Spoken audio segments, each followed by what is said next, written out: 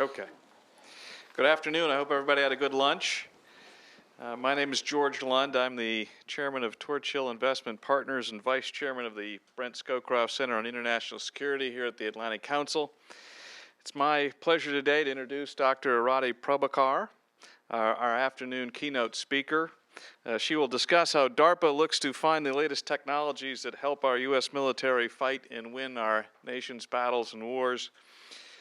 So far today, we have heard about how disruptive technologies are reshaping the geopolitical order and how the United States should harness these technologies and global changes for its national advantage. Now we'll hear from the person directly in charge of the government agency that helps find the technologies that will change the way we fight our battles and protect our world. Indeed, her agency's motto says right on its website homepage, DARPA is, quote, creating and preventing strategic surprise.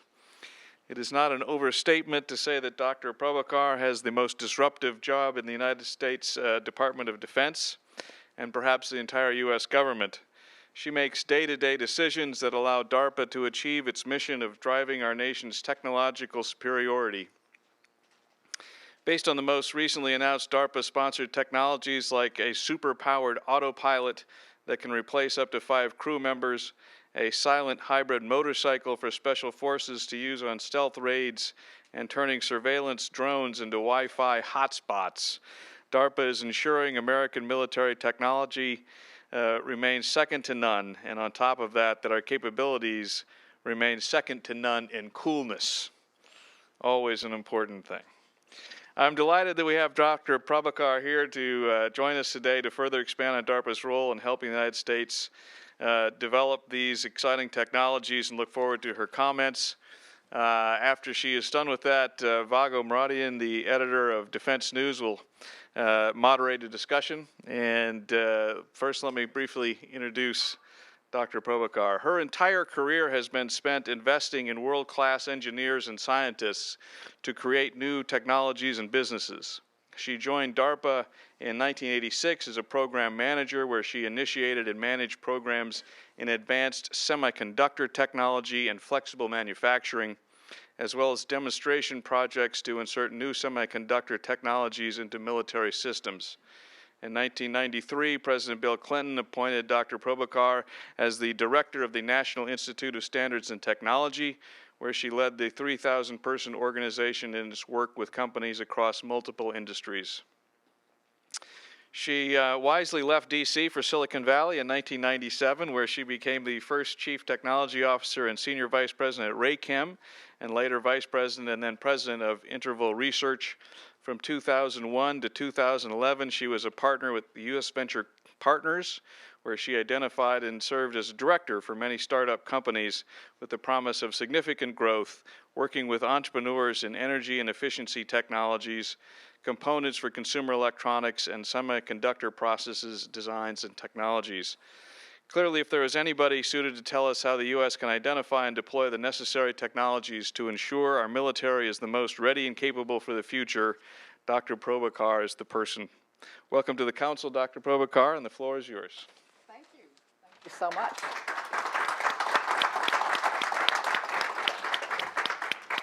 Thank you for the nice introduction. It's great to be here with Vago. I was really pleased that we got the chance to talk at this particular meeting because of the focus on dynamic security. And you know, that title, I think, really shines a light on the context that we do our work in at DARPA. So I'm just going to kick off with just a little bit of context about who we are and what it is we're trying to do. I'm very much looking forward to the conversation with all of you. I think many of you know that DARPA was created in the wake of Sputnik to prevent that kind of technological surprise. And for 56 years now, we've delivered on that mission by creating a few surprises of our own. And while our output is technology, we count our successes when those technologies change outcomes.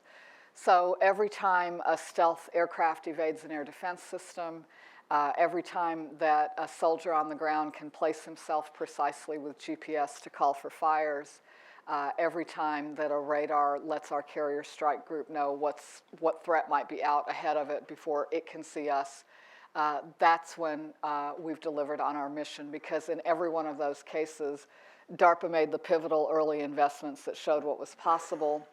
And then in every one of those cases, it took a whole raft of other players to turn those key concepts and capabilities into real military capabilities.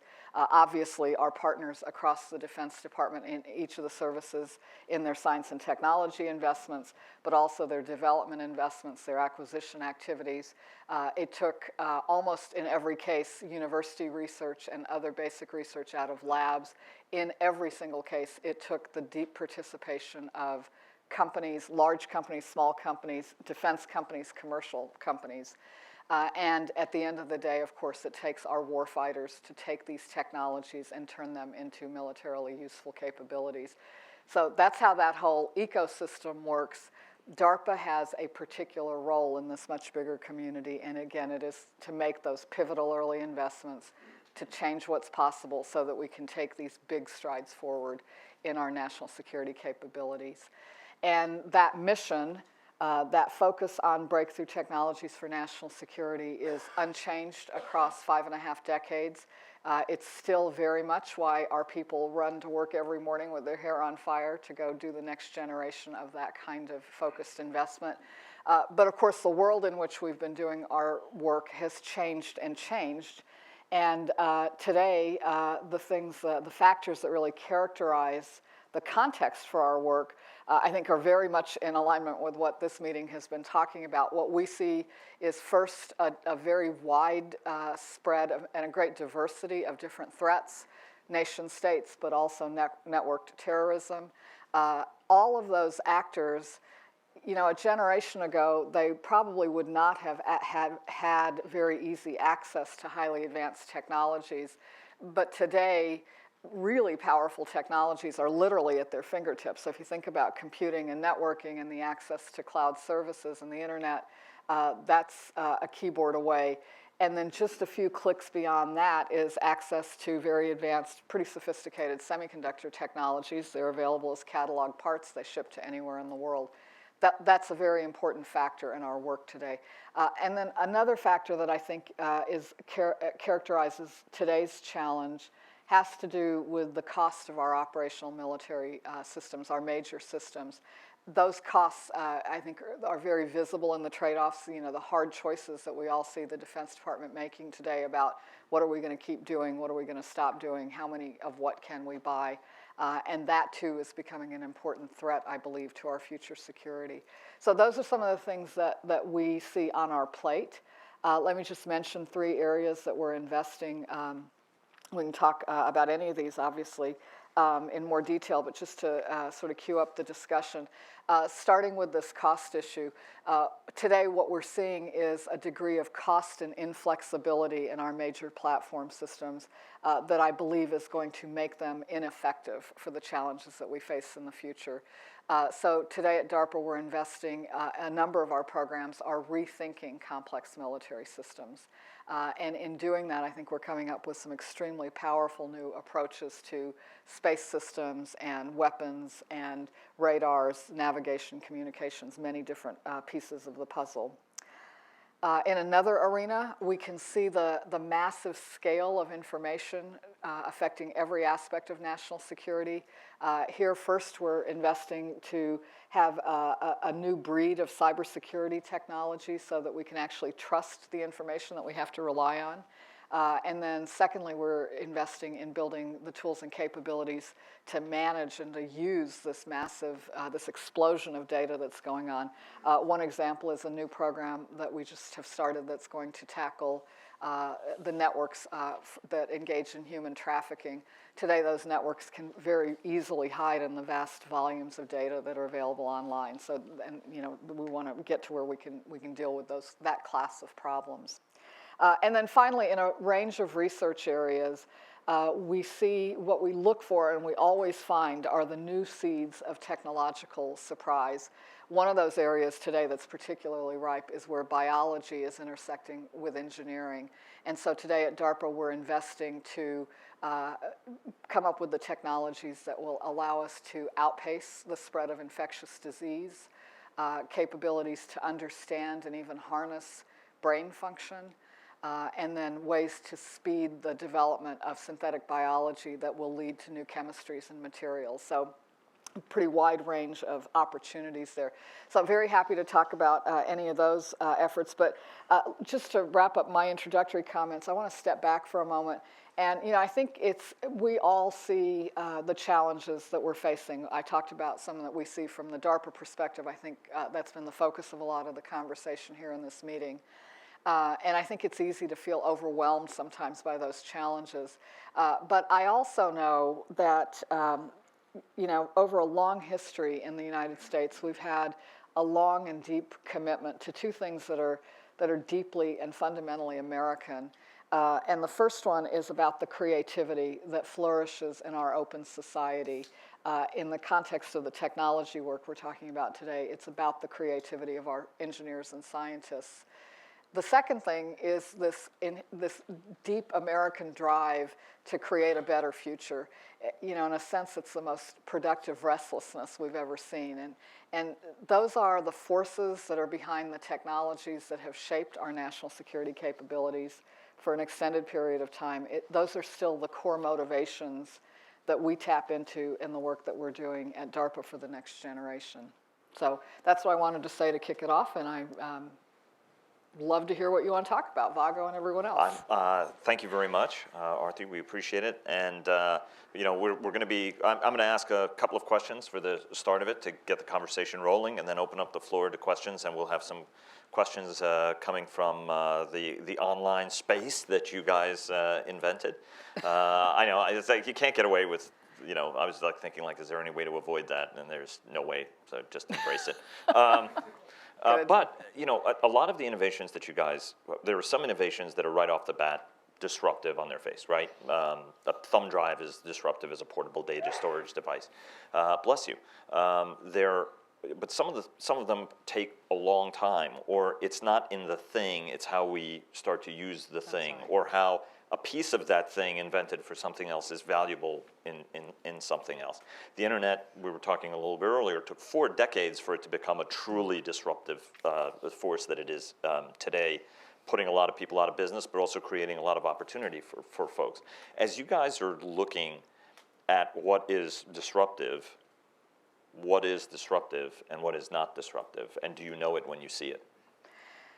Well, at the end of the day, our job is to exercise judgment about where those big impact opportunities are. But you're absolutely right. Some of them happen on a short time scale, and they feed directly into how we do business, and they can have their impact quickly.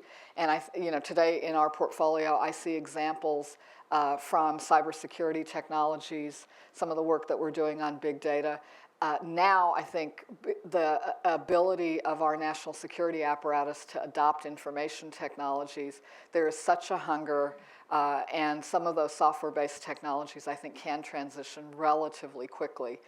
It wasn't always that way 20 years ago when I was at DARPA. I would not have said that, but I think now that information revolution is fully unfolding, and we are able to get our advances that make a huge impact in quickly. But in some senses, that's the exception, because much more the norm, I think, is new technologies often come along, and first they seem incremental because you're using them in the old ways, and then it takes quite a while to radically transform the way you do business. I think that will be the case in a lot of the work that we're doing that rethinks the complexity of military systems. So, simple example, we're investing today in advanced technologies that we think can get us past the critical reliance we currently have on GPS for position, navigation, and timing. So some of these are using beautiful new advanced atomic physics, putting those new scientific capabilities into small packages so that we can have the precision and the accuracy for position information and timing information. Well, so to start with, it's going to solve an immediate problem. It'll insert into the way we do business today. Over time, you can start imagining how you get new capabilities like PNT, but also radars and communications and jamming capabilities, not just crammed into big monolithic platforms, which is sort of how we know how to do business today, but over time you can enable, we believe, a very different kind of architecture that's based on distributed, cooperative, coherent effects to achieve those mission effects in the warfighting context. Now, if that's going to happen, that is going to be a very painful, very disruptive change to the way that we build and acquire and deploy and train and support our systems. And so I don't think that one's going to fly off the shelves. I think we'll have some practical, shorter-term insertions. The big win will take a much longer time. One of the things Chairman Dempsey was concerned about was he was saying the absence of data we can work around, but corrupted data is really a big challenge, and almost anybody will tell you that. And he told a story about how he has this image of a car that's not moving, but its speedometer is indicating 120 miles an hour, and he's like, okay, well, somebody has accessed that vehicle in order to be able to deliver that outcome. I'm so glad he talked about that, because he was talking about some work we just showed him. That's great. Yes, I can't imagine you would be involved in figuring out how to do things like that. How unusual. But in so much as you can discuss that stuff, how do you, but our infrastructure is vast. Yeah. It is dependent a lot on commercial technologies. We find sometimes those commercial technologies that we acquire even for military applications have certain features in them that we had not expected them to include. How in this environment, and looking at the scale, I mean, one of the things you said was the mass scale of data, both for mining, which is something that you guys pioneered, how do you get your arms around this problem that, part of it is a commercial piece of it, part is a military piece of it, Right. but at the end of the day, it's about the delivery of the vital tool that a commander needs to be able to deliver a specific effect? That's exactly right. Let me break it into two pieces. Much of what I think we're grappling with today is, can we trust the ones and zeros? It's a cybersecurity question. It might be about computers and networking. It might be about embedded systems. If you can hack a speedometer, then you should assume that unless we have done something to avoid it, that our embedded military systems too can be compromised. So DARPA's had a number of years now of very strong cybersecurity investments. Some of them are about building fundamentally more secure systems. Some of them are about automating the way we check, including commercial technologies that we're using. How do we check them to verify that they're not going to have been corrupted or have the ability to be corrupted in the future? All of that is going to enhance the foundation of cybersecurity. Not that we're going to, we're not going to achieve invulnerability in cyberspace, but we can become much more secure. And I think that's on a good trajectory. But that's only the first part of the story, because even if you can trust the ones and zeros and the networks and the computers, what about the information that lives on top of it? And I think that we're earlier in that journey of trusted information. But I'll just give you a very simple example. There was a case recently where there was a photograph of Buddhist monks surrounded by dealing with a horrific picture. They were dealing with corpses. In fact, it was Tibetan monks dealing with earthquake victims in a tragic picture. A number of websites posted it and characterized it as Burmese monks who had killed Muslims. That helped instigate riots that led to deaths. But how do you actually get to ground truth about what a photograph is that's been posted and characterized in a particular way? So essentially a universal verification tool. If that could be possible, that would be something that'd be interesting. And I mean, people have manipulated information and used it for propaganda. That's not new. But think about the scale and the speed at which that kind of manipulation can now be done. How do you really operate in that environment? I think those are some of the new questions out ahead. Well, a picture is worth 1,000 words unless the tale it's telling is false, right? Right. One thing which I'm curious about is in the decades since World War II, the defense industrial base that we know was born in that period, was born in the crucible of World War II. And these industries and the Defense Department and the defense ecosystem, if you will, was the net exporter of technologies into the commercial world, into all of the things that we enjoy today. A lot of them were born in or from that military industrial complex, and I include the space program as an extension of that. But increasingly, we're seeing the trend go the other way, going maybe back to its natural order, where commercial industry develops the technology and it gets adopted. And this has now an equalizing effect. There are countries abroad that are as good at certain technologies as we are. We used to have a monopoly on it, except for a small handful of folks.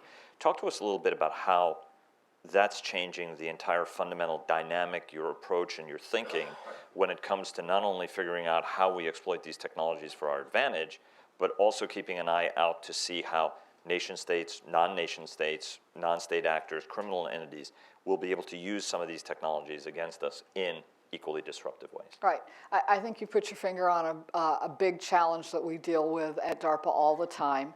And so let's just pull a few of those threads. First of all, I think it's always been this very interesting network of interactions of, a long history, for example, of DARPA funding very early stage information technologies, those technologies having huge commercial potential, which meant that billions of dollars of private capital, huge entrepreneurship, created products and companies and industries. Now, one of the things that we're doing, we're running flat out harvesting what's available commercially and trying to get all the advantages from a national security perspective that we can. Some of that are examples we talked about like big data, but some of it is work that we did in theater recently. In Afghanistan, for example, we were able to get Android-based platforms in the hands of our soldiers who were doing foot patrols, bringing to them the kind of map and location and tracking information, that we take for granted when we walk down a street in our civilian lives, but bringing it to them where they could really use it for the work that they were doing to keep track of what's going on in the local population and stability operations.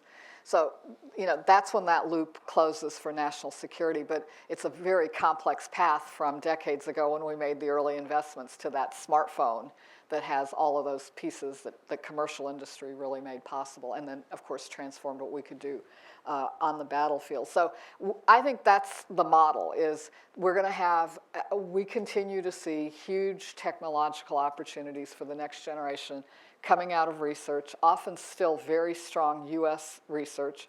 You're completely right, it's not a monopoly, but we do have some significant research strengths that we do want to capitalize on. And I mentioned some of the areas in biology. I think that's a great example today where we at DARPA want to make sure that we're making those early investments that show technologically what's possible. Some of those will be developed commercially and then we'll use them. Some of them will be directly used for DoD. All of those things will happen.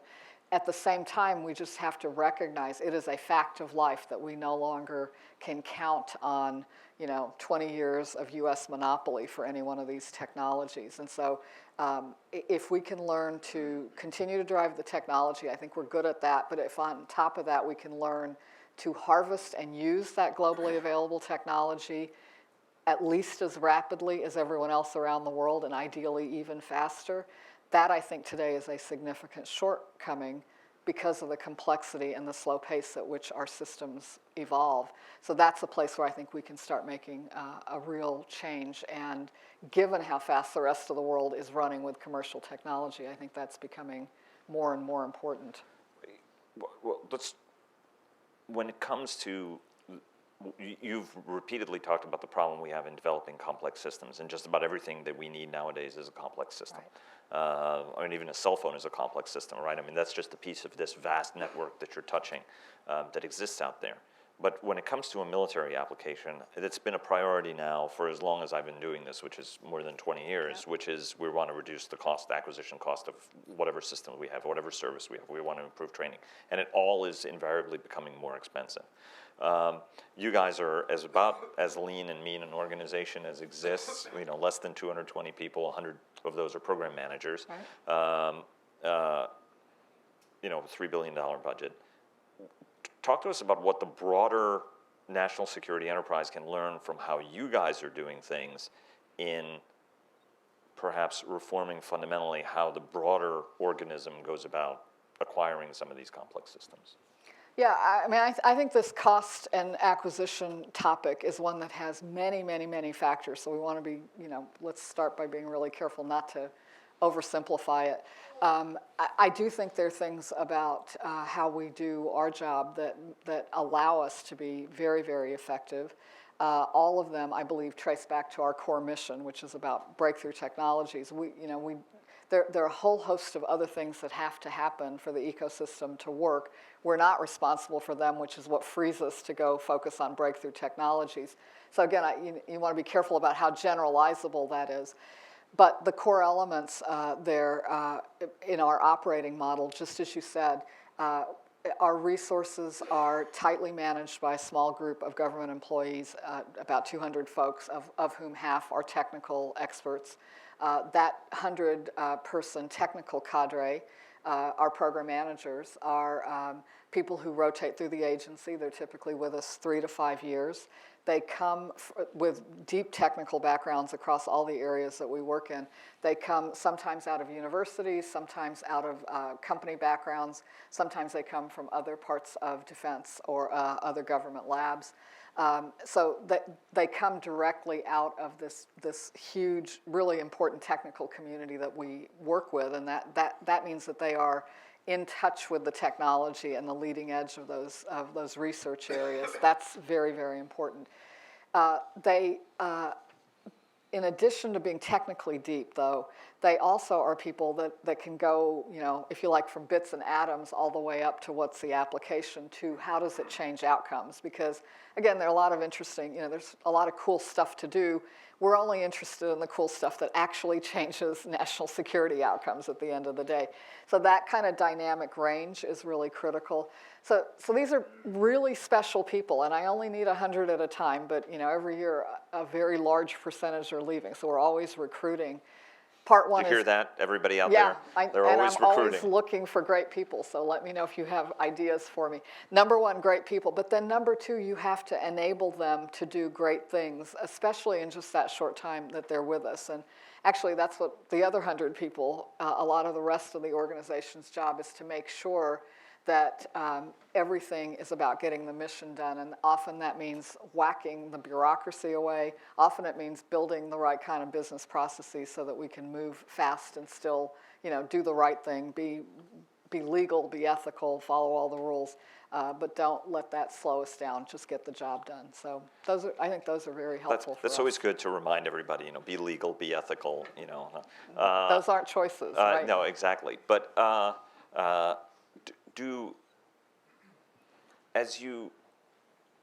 one of the things that Chairman Dempsey this morning also mentioned was that we're going to have less money, but nobody's going to be expected to do less, so be better at prioritizing. And there are some folks who say nothing focuses the mind like losing a lot of money to make you get maybe prioritize things a little bit better. You've been at, since you've been on the job now for almost 2 years. Coming up on 2 years. You have been focused on rebuilding the organization in a number of ways in directions that your predecessors took it into in terms of bringing it back more to the roots of the organization. But at the same time, you've also been fighting against a really big financial challenge, and given the kind of hit you guys took budgetarily. The administration is asking for $3 billion for you guys this year. That's a $200 million increase from where you guys were last year. You just spent some time with Senate appropriators this morning. My understanding is, how much of this is a money problem, and how important is that money, and how magnified are the effects of money on you, given the rather vast charter that you guys have? So just to frame it, DARPA's budget basically declined 20% in real terms between 2009 and 2013. 8 points of that 20 was in that last year sequestration, the effects of which were compounded by the fact that it arrived in the middle of the fiscal year. So, when I arrived, I spent a lot of time trying to figure out if someone was out to get us or if there was a message. And as far as I can tell, in fact, quite the contrary. I find the support that we have within the department, in the administration, all the way to the president, and then also both sides of the aisle on Capitol Hill, I couldn't ask for better expressions of support. I think that the erosion in our budget over that time period reflects just the facts of life of compressing budgets and the erosion that takes place in that kind of environment. And no 1 year was that ever a death blow, because in fact these are modest cuts year to year, and I think DARPA has continued to focus on some very high impact work with the $2.5 billion that we got to. In fiscal 14, we've started turning that back around. We had a slight increase in 14, which was great, stabilized. And the president's budget continues this very gradual reduction, does not return us nearly to the 2009 level in real terms, but is in the right direction, and that stability, I think, would be very meaningful. So 2 things happened as a consequence of that erosion. Number 1 has to do with the major systems demonstrations that we need to do. You know, often we find that because the things that we're trying to do are so disruptive, you really can't persuade people to give them a try by just showing a lab demo. You really have to do meaningful field tests and flight tests, and those things cost money. And taking more than one performer all the way to that stage, which is a good idea given the risk, that also takes money. And so that's one of the places that I think we pulled back a little bit, and that, you know, which we're now trying to correct. The second place that I think was affected really has to do with the much less costly but important work that we do that's at the bleeding edge of research. Again, this business of looking at the bubbling pot of research and looking at the places where a small investment might show us a new technology capability. And I think we were we pulled our horns in a little bit in that regard as well. So, you know, in a sense, you regress to the mean under pressure, and I think, again, we're trying to push back out and make sure the portfolio has both of those ends in it now. Just because you're paranoid doesn't mean people aren't out to get you, which is something which I think is always worth bearing in mind.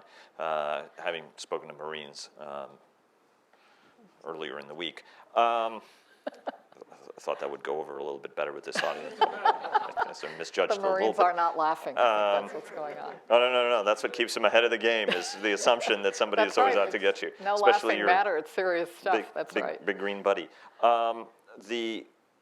What are the things that you think are, and you did give us a sort of an overview at the top, but what are the technologies that you're most excited about the biggest potential breakthroughs? I know you've talked about the importance of light research you guys are doing, which I think is fascinating, but talk to us a little bit about the things where you sort of, you know, are most excited about or are going to be the most fruitful wells for you. Yeah, we've talked about a couple of them. Information technology is going to continue to be a very productive area. This next generation is about massive scale, huge challenges and opportunities there. We've talked about trying to rethink how we use these new technologies to re-architect our major platforms and major systems to make them more cost-effective, more powerful, but also flexible for the future. I think those are going to be important themes. If you take the longer-term perspective and you think about what's really going to start much more, the next generation of fundamental change, I think we're starting to see that in some of the work we're doing as biology. Now we're at a place where biology, instead of just being about science and discovering how nature works, we're finding places where you can start really harnessing that and using it to solve real problems, and that's when it starts becoming a technology. So some of that work has immediate practical value today. One example is work that we've been doing on infectious disease. How do you outpace the spread of infectious disease?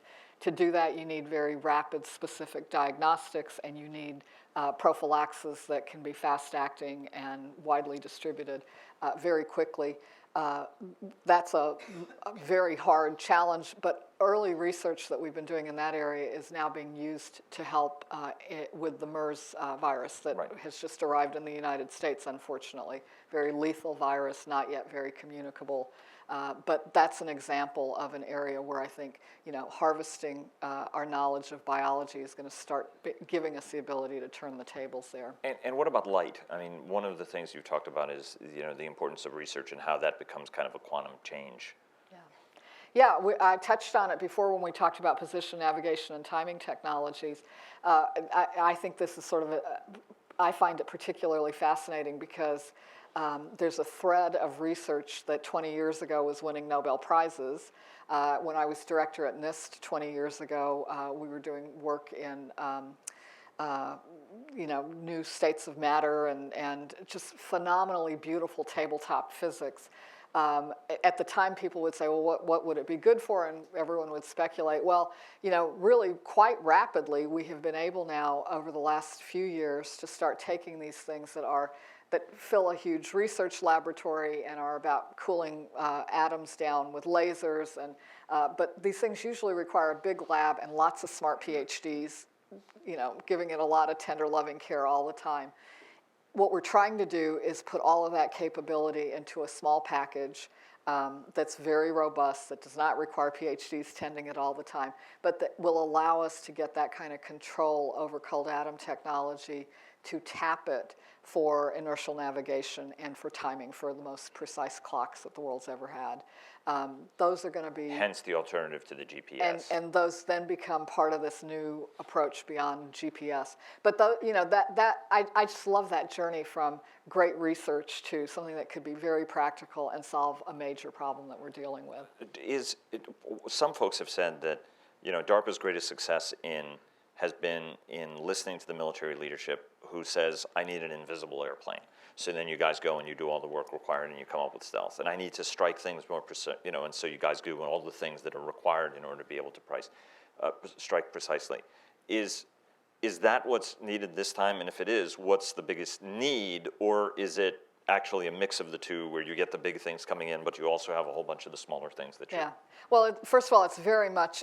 we sit at this nexus of seeing what research is going to make possible on the one hand, and then what the major national security challenges are on the other hand. And really our biggest wins come when we figure out a way to link those two. So today, what are we hearing? I'll tell you one of the big surprises to me, going back to your earlier comment, Vago, about nothing focuses the mind. We are under such pressure right now in the department that I find people really are looking to us today for not just for incremental improvements. Usually budget pressure translates to incrementalism for R&D because people say, what have you done for me lately? Solve today's problem. I thought that was going to be the environment. And I've been really surprised to find that the level of concern that we're not on a sustainable path because of the diversity of threats, the cost of our approaches to dealing with them, that is not an equation that looks like it's going to solve into the future. And I think our senior leaders are aware of that. So that is the ask that I think we get on a very consistent basis from our senior leaders in the Pentagon. And it's, I think it's precisely where DARPA can make a big contribution. As long as they don't over-rely on you until the point that they break you guys. No, at this point, I want to open the floor up to questions. I saw Steve Grunman's hand shoot up first. But for everybody else, please identify yourself and your affiliation. Steve, thank you for joining us today. You're welcome. I'm Steve Grundman. I'm the Lund Fellow here at the Atlantic Council. And I want to come back to the very first thing you said was a research focus. Rethinking complex military systems. Unless it has escaped my notice, maybe it has, that felt like some kind of a headline. That one of the things, and it was the first thing you mentioned, that DARPA thinks is a disruptive strategic potential is rethinking complex military systems. So I'd ask you to say a little more about that. Are you reconceiving the architecture of power structure, communications? Are you rethinking the tools of systems engineering? I don't mean to get too technical here, that's but a great question, what are you talking about there? Because that's awfully interesting potentially. Okay, so I think it's a challenge that has many aspects. Let me take one walk through a story and see if it starts making it real for you. Let me start by just thinking about our jamming capabilities. Let's just take that one thread. So if you think about our ability to build this, communications, radar, electronic warfare systems, all of these capabilities that we have that allow us to control the electromagnetic spectrum, something we very much enjoy controlling because it is critical to shaping outcomes in warfighting, obviously. At the core of those technical capabilities are radio frequency devices. And if you look at those radio frequency devices, we've had a steady stream of advances, often driven by DARPA and military service investment, that have taken us to increasingly capable AISA arrays, right? So first we went from silicon to gallium arsenide, now we're going from gallium arsenide to gallium nitride. That's what's enabling the next-gen jammer as an example.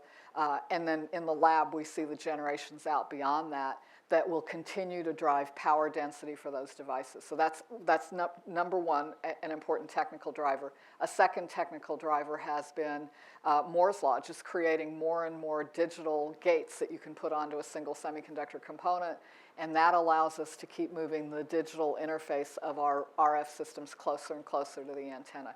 So what comes out of that will be, we've had a long trajectory, it's continuing. It's more and more RF capability in smaller and smaller packages for lower and lower cost.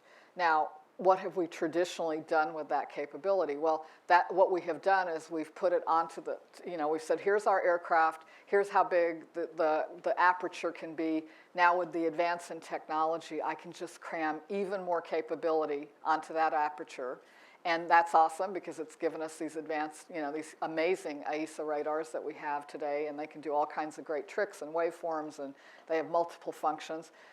Check, that works. Well, okay, but now as that technology, miniaturization, greater power, as microelectronics and microsystems continue to advance, and if we add to that our ability to, with advanced algorithms and advanced software systems, the entire IT revolution, I think we're at a point where now those technologies actually open a new choice for us, and that is to move away from the notion that you start with the big, massive platform and you cram everything onto it. Now, I think that there's a real opportunity to explore what is possible by distributing these capabilities. And that's the disruption. It's not these. Well, I think that's going to be part of the disruption. So if you can distribute these capabilities, using these new technologies and do coherent effects, there are a whole raft, first and foremost, a whole new raft of things that are going to be possible that I think will lead to much more powerful warfighting effects. Second, going along with that, I think that opens a door, I hope, to restructuring the cost equation. So you get away from these tightly coupled systems on a single platform, right? And once you do that, if you can create a different architecture, that could lower costs dramatically. So number one, more powerful. Number two, less costly. And number three, today when we build these major systems, because of the way that all these subsystems are tightly coupled together, we build systems that are hostile to all advances in underlying technology. And the minute they're operational, the components are outdated. And it takes these huge, costly, long, slow block upgrades to advance the underlying technology. If this new kind of architecture approach is effective, you can imagine that we would be able to build systems that embrace the advances in underlying technology. So, those are some very big dreams, right? Big ambitions around some technology concepts that we are in the early stages of proving. So I want to be very clear, this is a DARPA-scape. This is not yet reality, but that's exactly what we hope to demonstrate can be real. Yes.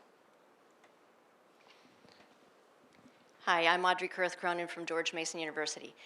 You mentioned ethical and legal issues with respect to some technologies.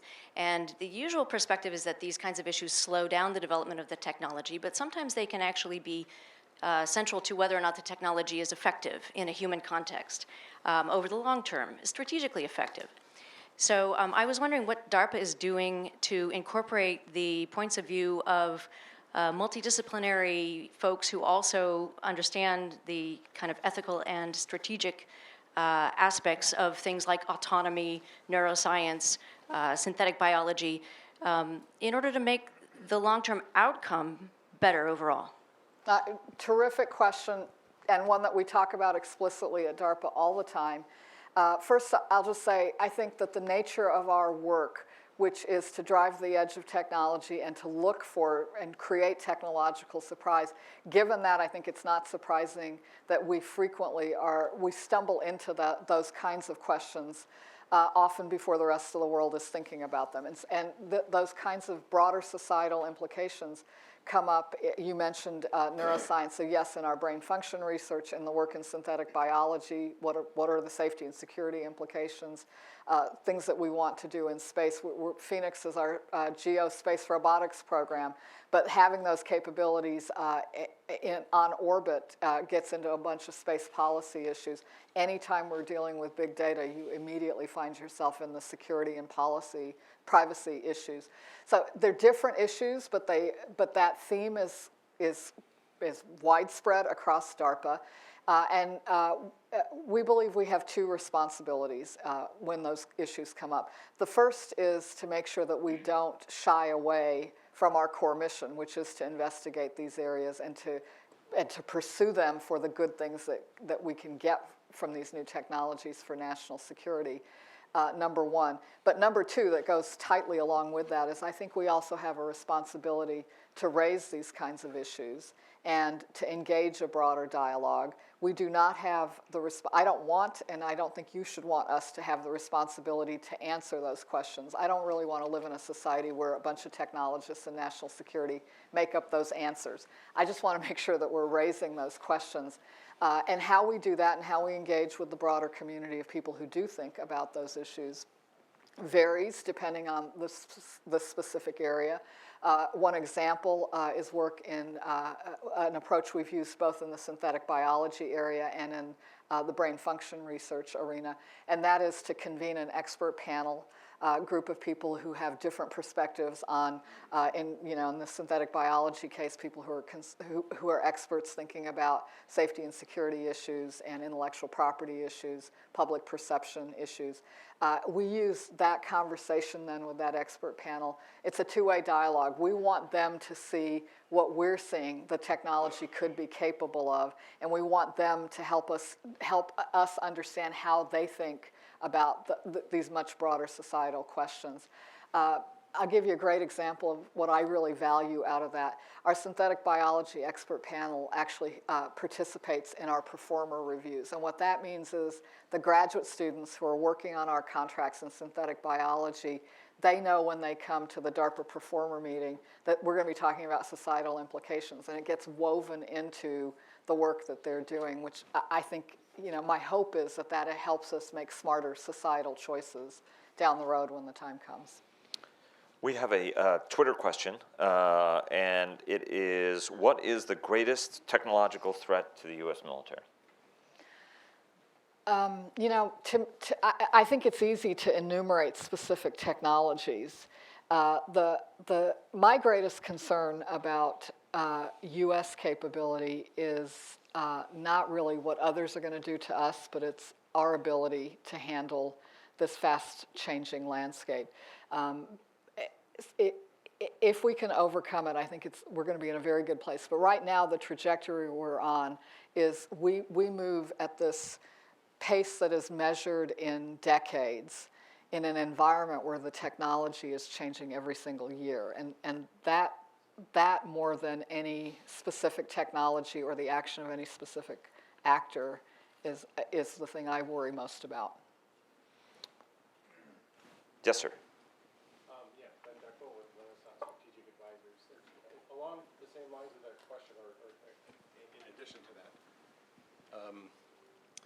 that, you mentioned the ecosystem, kind of DARPA to academia to industry to the warfighter, and I'll betray a concern I have is that industry is failing to invest in technology, and I'm wondering how DARPA fosters that ecosystem, if you will, and what role DARPA should be playing in that, and whether you share that concern. Actually. So let me just ask, when you say you're concerned about industry investing for the future, are you talking about the entire U.S. or global I think industry, of our U.S. or defense industry more defense specifically, and how research and development investments have gone down, frankly, in that industry.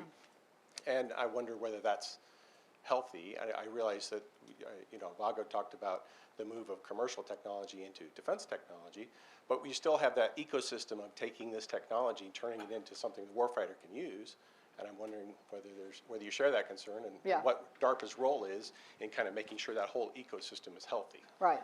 Yeah. No, I'm not an expert on the R&D investment patterns of the defense industry, but I would just, having spent half of my professional life in the commercial world and then half of it in defense land, the difference I see is the defense industrial base isn't really independently investing for commercial opportunities by and large. I mean, really, they're trying to make their investments to get ready for whatever DoD or other defense customers around the world might be buying down the road. So I think I find it hard to decouple their motivations from just the general trend of defense spending. But I do think your concern about the health of the ecosystem overall is a valid one. DARPA is, I love it when we sit and talk at length about DARPA, but for context, our $3 billion, $2.9 billion in the president's budget request for fiscal 15 is a microscopic portion of even the federal investment in R&D. 1%. Right?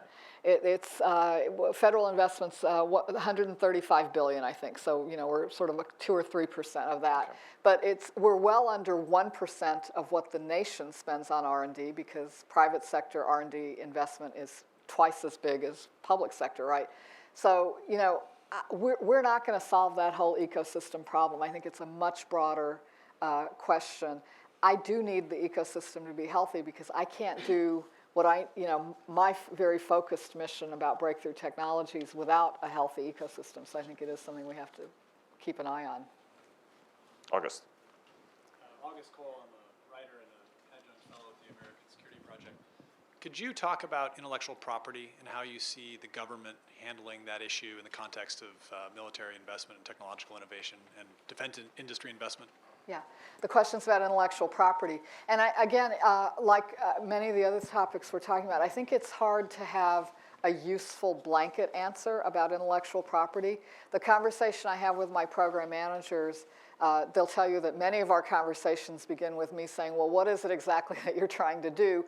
Because I think that ends up telling you, among other things, it tells you how to think about intellectual property. So let me give you a couple of examples. If we're investing in a technology area where we understand that to get a national security benefit, the technology is going to need to be commercialized and driven by market forces and private capital before it comes to a stage where we can harvest it and use it for national security, well, then we're probably going to think about how to structure intellectual property to make sure that those who do the work have the rights and the ownership to carry it forward. And that's why intellectual property was created, right?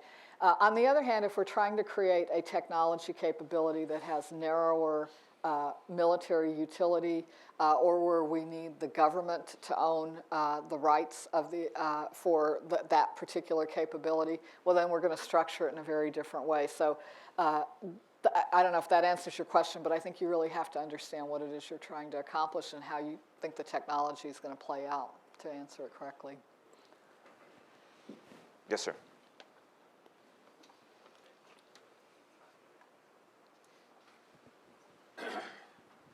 Eric Antonson, Northrop Grumman.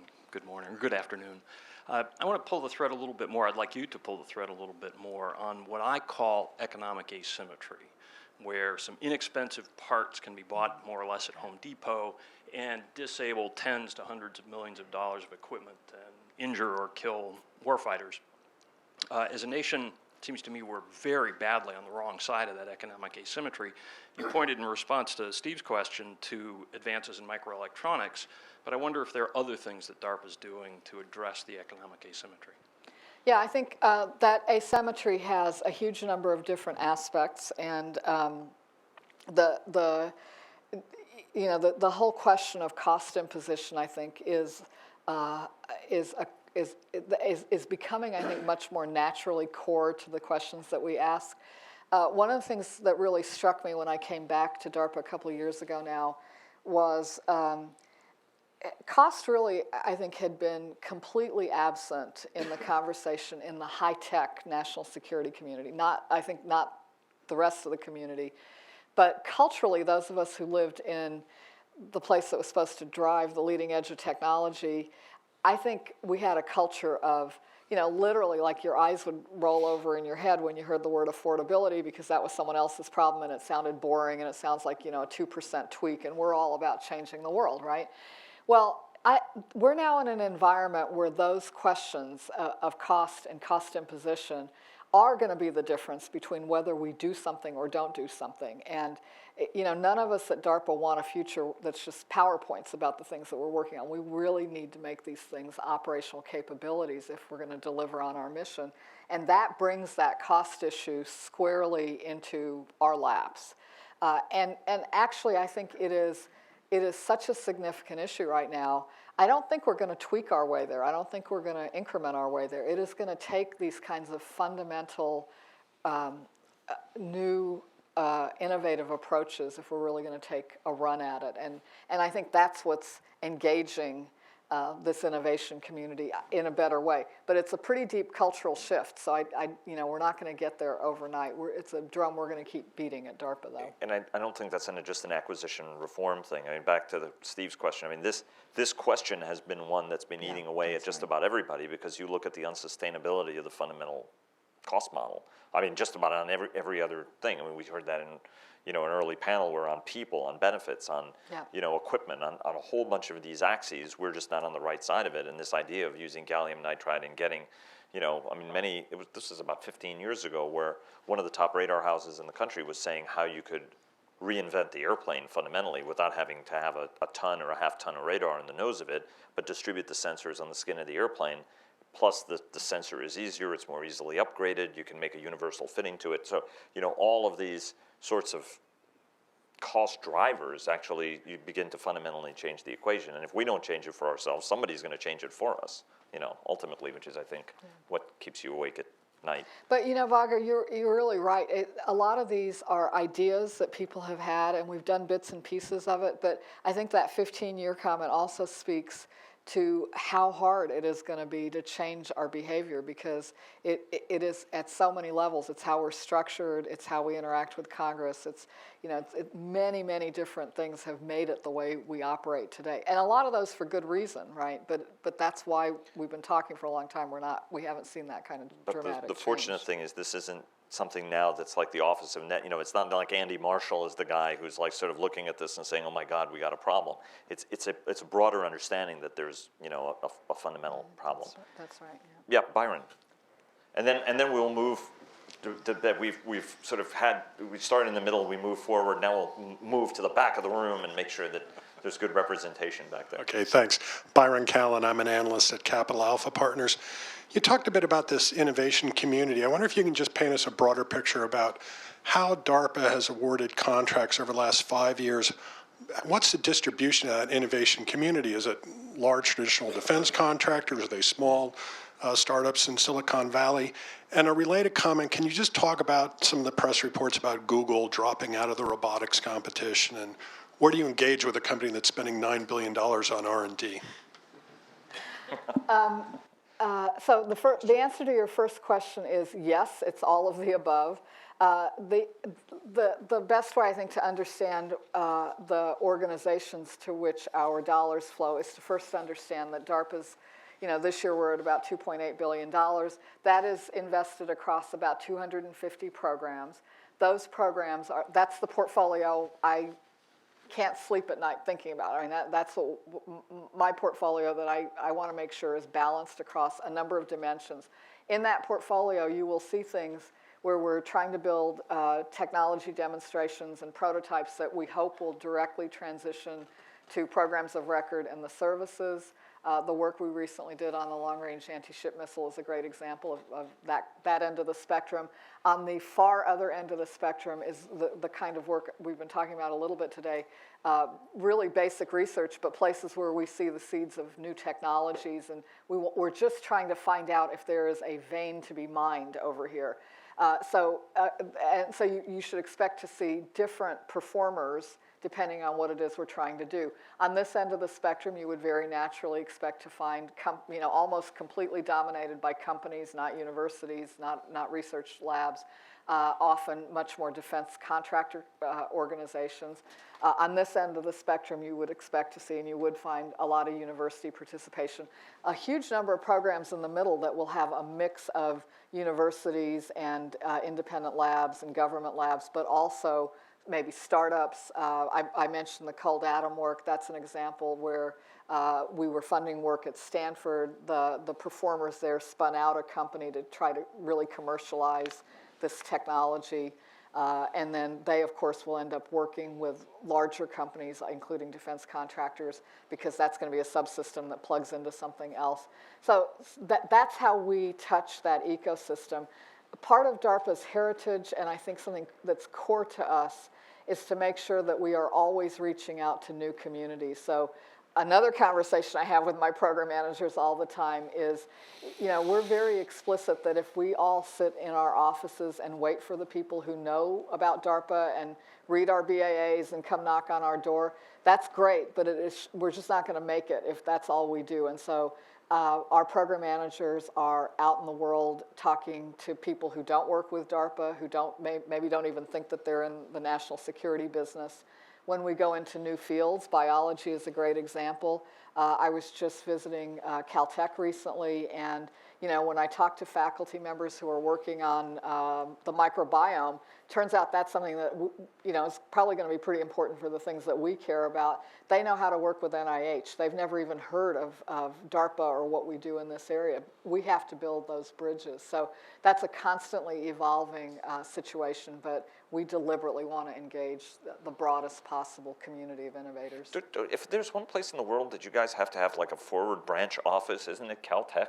Caltech is this tiny, tiny little place. That's where I went to graduate school. know. So, we don't have a branch office, as you know, but partly because we're this tiny agency with a strong culture, and I want all of us, for the limited time that my program managers are not on a plane visiting all those people and driving their performers, I need them all together so that we can build this strong DARPA culture. If somebody out there wants to start a branch office on behalf of DARPA, I'm sure that... you should talk to Vago is what you should do. No, that's right. As long as my kid wants to go there for theoretical physics, so I'm not sure how much that helps you.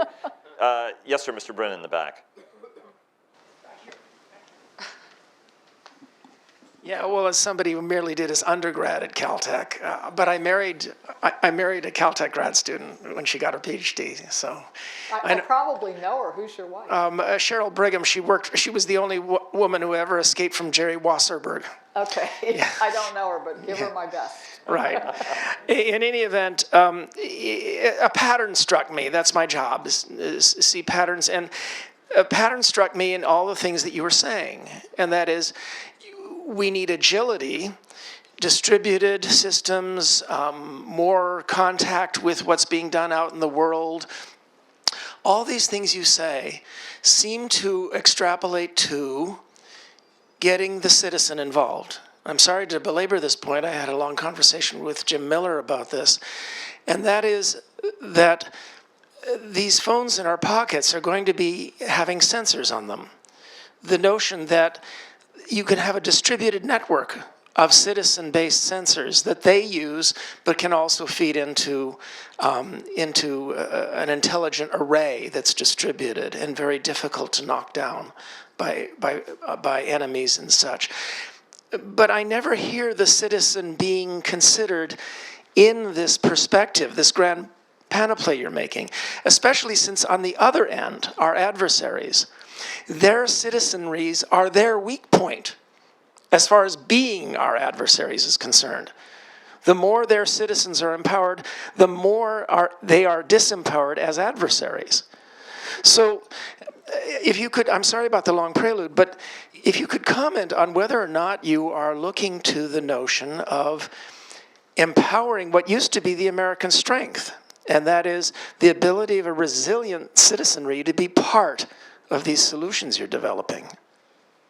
That's a very wide-ranging topic, and I'm not really sure exactly where you were going with that. Let me take it in a couple of different directions. One, in a very narrow warfighting context, we're very fortunate that we have not had to engage on our own turf. And therefore, when we are fighting somewhere in another part of the world, the U.S. citizenry is not involved. In fact, it's incredibly not involved at the moment, which is an interesting factor in itself. So I'm not really sure how it plays there.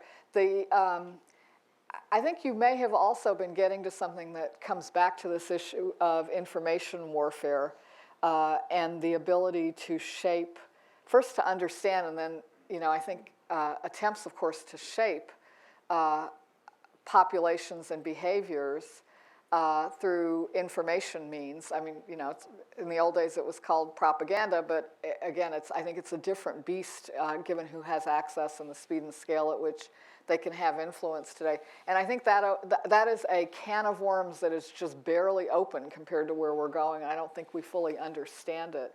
But I think I don't know if that's what you had in mind, but some of your comments certainly evoked those issues as you were speaking. Yes. Hello. And then the reporter back there with you. So him and then. Great, thank you. Thank you very much for your comments. My name is Bo Pollitt. I'm with Aurora Flight Sciences, and we do a lot of work with unmanned aircraft systems. And my question today is, I've noticed that there's a lot of grassroots development in a lot of these technologies. UAVs are one of them. I think we'll probably see some later today. And one of the things that I've noticed is that a lot of these revolutionary changes comes from small groups or organizations that take big risks and have some great ideas and move very quickly, but they don't have a lot of the access to be empowered to implement those changes. I know you said you're reaching out to a lot of communities. So what kind of work are you doing with lawmakers and other groups that are helping to deregulate or regulate or empower small organizations that are developing new technologies? I don't know that we've done a lot in that regard. I think of course, our focus is understanding and then driving what technology is going to be capable of doing.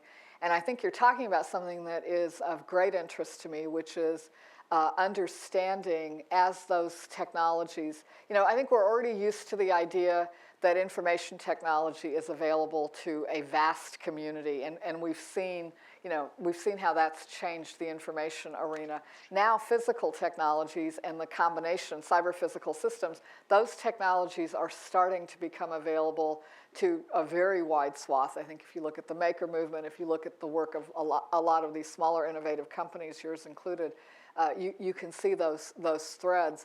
And I'm interested in that for a couple of reasons. One is the obvious one, is if we don't figure out how others around the world are going to use those capabilities and get ready for that, then we're just not doing our job. So number one is sort of red teaming it. The other thing that I think is really interesting, ties to some of these earlier conversations, we are so used to using our deep pockets in this country as a competitive advantage on the battlefield. Awesome strategy as long as it lasted, but it is really hurting us today.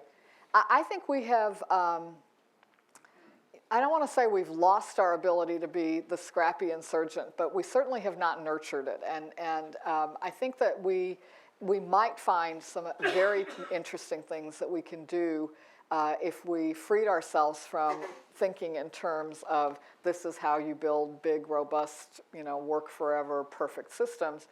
There might be some other powerful things to do. I don't really know yet, but I think those are areas that I'm eager to explore. Yes, right down in the middle. Thanks. Patrick Tucker from Defense One.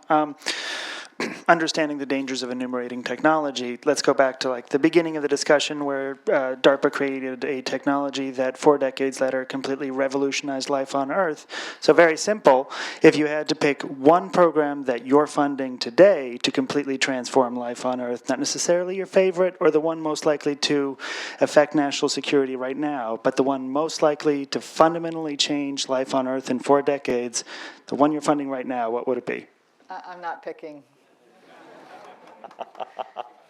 False She choice. could tell you, but she'd have to then kill everybody in the room, and what would be the point of that? So a slightly more serious answer. Look, we're in the risk business, and you know, the way you manage risk, anytime you're managing risk, is you have a portfolio and you diversify your bets. And I think that is fundamentally why DARPA has been successful throughout its history. When I was coming into this job, Bill Perry asked me who I thought the best DARPA director had been historically. And I thought about it, and I really couldn't name just one, because in fact, in every period of this agency's history, there have been some phenomenal, earth-shattering, game-changing capabilities that went out into the world. And I think it is because we always have this portfolio. Now, I'm pretty sure that at the time you couldn't have guessed with any credibility which one was going to be the most powerful. So maybe ask me again in 20 years and I'll know. Yes, sir, up here. Arif Ansar with Polytech. You talked about nature. As compared to technological disruption, how much of a factor is disruption from nature? And we're hearing a lot about climate change, you know, this week and this month, that some of it is coming very fast.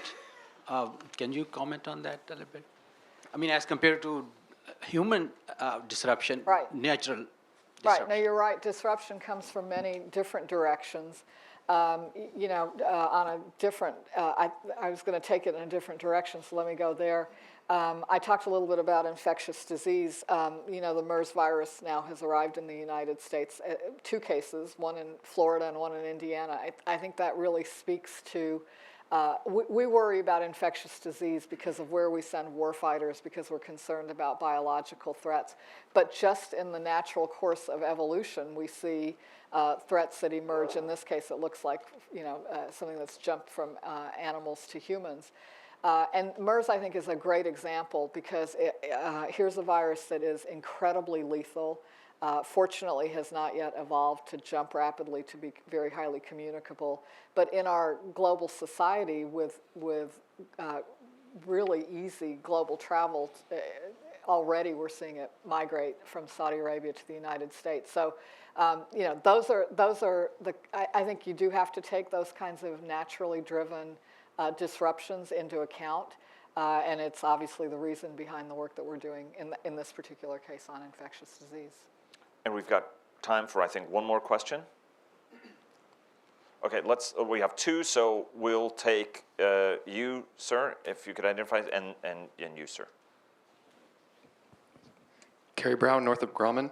Do you see any areas where DARPA has in the past invested in terms of science and technology that perhaps stalled in the past, but now you see being enabled that you're now thinking about reinvesting in?